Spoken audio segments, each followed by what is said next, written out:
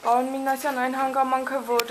Ալիևը եւ Մամեդյարովը չընդունեցին Բաքվում ԵԱՀԿ Մինսկի խմբի համանախագահներին, քանի որ երկրում չեն գտնվում, չի փաստում արդյոք, որ ադրբեջանական իշխանությունները արհամարհանքով վերաբերվեցին եւ դա չի վկայում արդյոք այն մասին, որ Ադրբեջանը շահեկան դիրքերում չէ բանակցային գործընթացում։ Երկու գործընթաց կա իրականում այն հին նոր առաջարկները, որոնք որ ներկայացվել են կամ հնչեցվել են Ամերիկա համանախագահի կողմից, բացի որոշ կետերի, եթե կարելի ասել ինչ-որ ազատ մեկնաբանություն, որովհետեւ նորություն չկա եւ ամենակարևոր այն կետն է, որը որ բազմիցս նշվել է, որ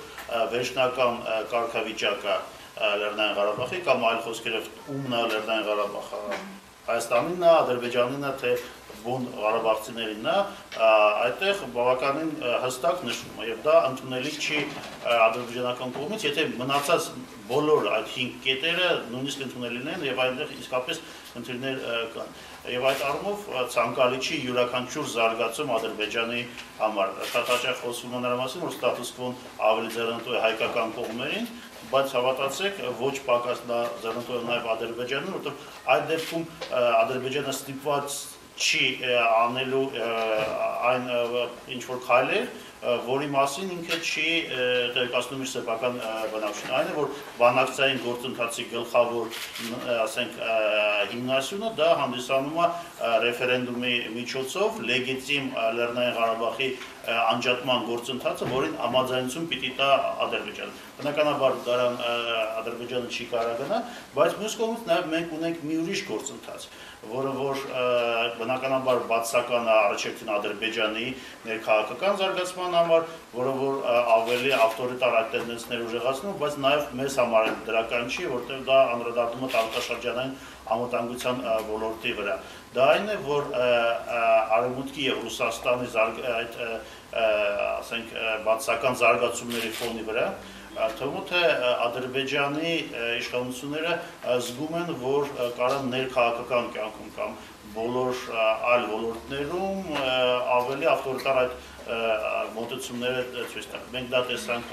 Ռաուֆ Միրկադերովի ադրբեջանական մի խումբ այն փորձագետների եւ հասարակական դաշտի ակտիվիստների, ասենք, դեմ այդ քայլերին, երբ որ թվում է թե այս պայն Ադրբեջանը զգում է, որ ոչ Եվրոպան, ոչ Միացյալ Նահանգները չեն կարող ճնշել այդ խնդիրների հետ կապված, ֆորմալ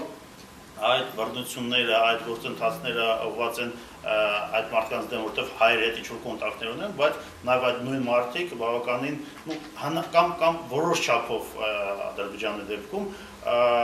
քննադատական են նաև բոլոր ներքաղաքական եւ տնտեսական զարգացումները Ադրբեջանում։ Ադրբեջանը զգում է, որ այսօր եւ Ռուսաստան եւ Արևմուտքի համար այդպես կոչված մաքուր աշխարհաքաղաքականության տեսանկյունից ինքը ունի նշանակություն եւ Արևմուտքը եւ Ռուսաստանը փորձում են սիրաշահել Ադրբեջանին, պարզապես այդպես կոչված ցինիկ աշխարհաքաղաքական ինչ-որ